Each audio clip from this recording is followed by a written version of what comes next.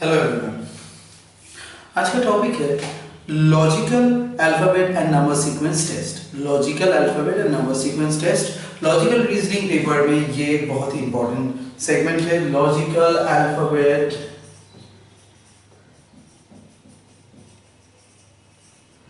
And number sequence.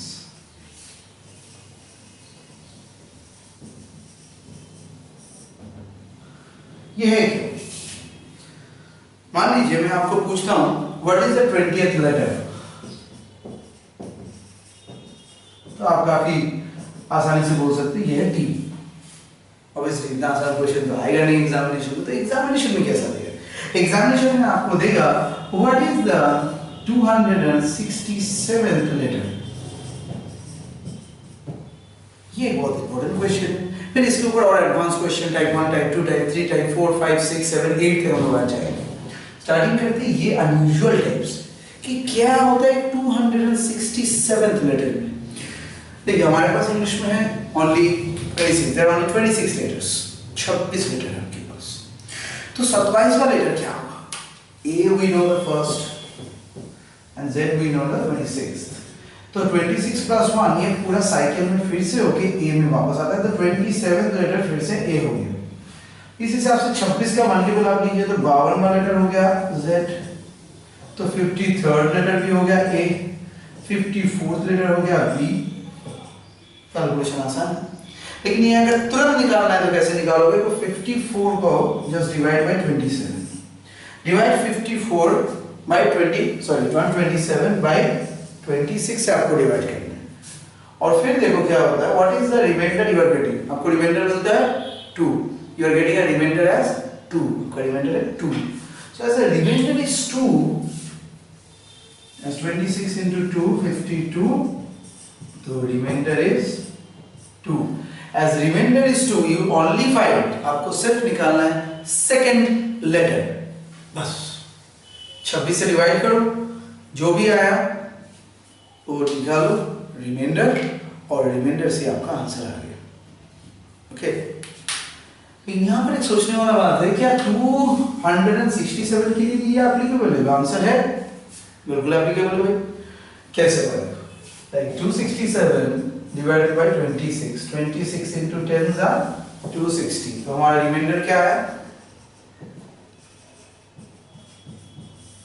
7 आपका reminder हो गया, 7 इज योर रिमाइंडर। और आपका 7 रिमाइंडर है तो हम लोगों को पता है ABCDEFG। तो answer to my question is G. देखा, इसके लिए आपको जीनियस होने का जरूरत नहीं है, सिंपल सा डिवीजन जानने की जरूरत है। लेकिन मान लीजिए कभी डिवीजन करते हुए रिमाइंडर आया ही नहीं। अगर मैं आपको पूछूं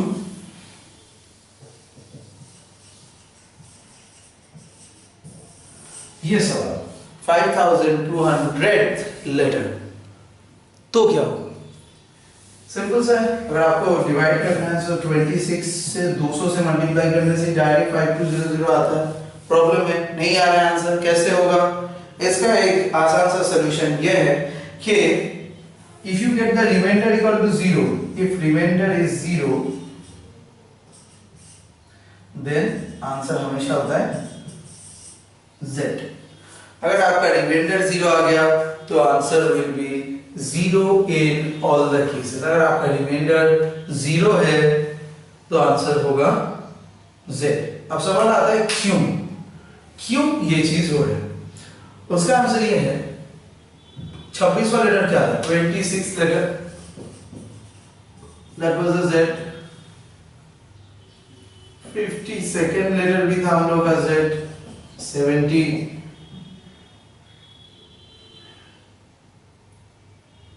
एट लेटर भी हम लोगों का होगा एक Z। तो Z तभी आ रहा है जब हम लोग सिंपली आप 78 को 26 से डिवाइड कीजिए, माना एग्जैक्टली विल गेट 3।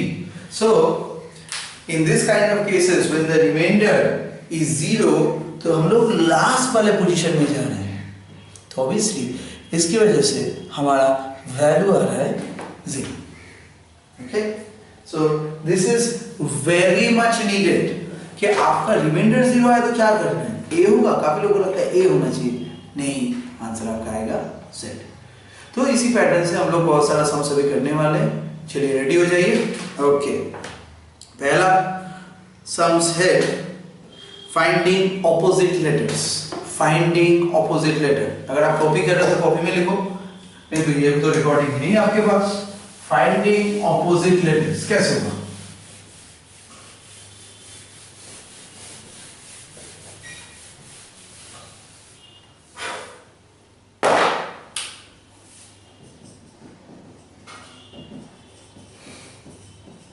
टाइप 1,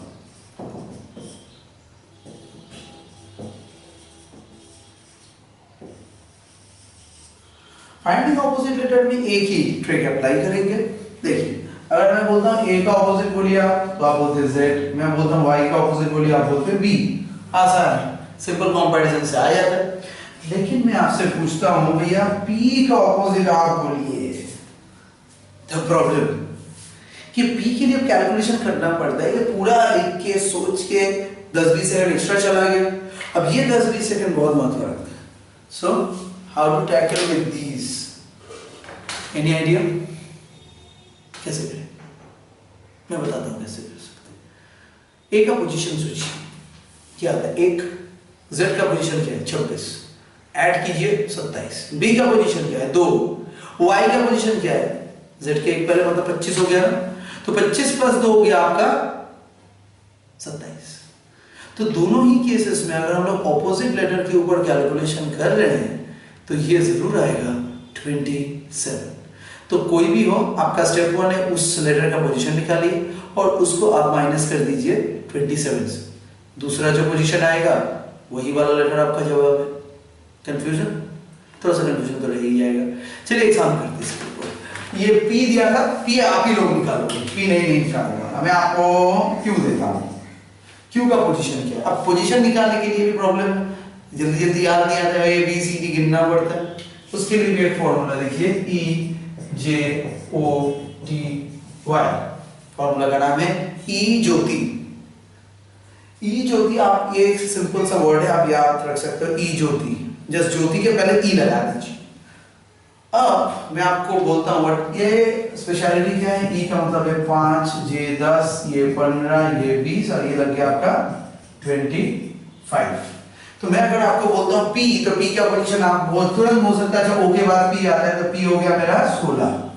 मैं बोलता हूँ क्यू तो हो गया 17। मैं आपको बोलता हूँ के सिर्फ जे के बाद ही आ जाता है तो हो गया हमारा 11। और मैं आपको पूछता हूँ डब्ल्यू क्या होता है, डब्ल्यू एक्स वाई, वाई का मैंने बोला है 25, आपको याद है, तो ये होगा 23। सो क्यू क्या होगा, पी के बाद ही आता है।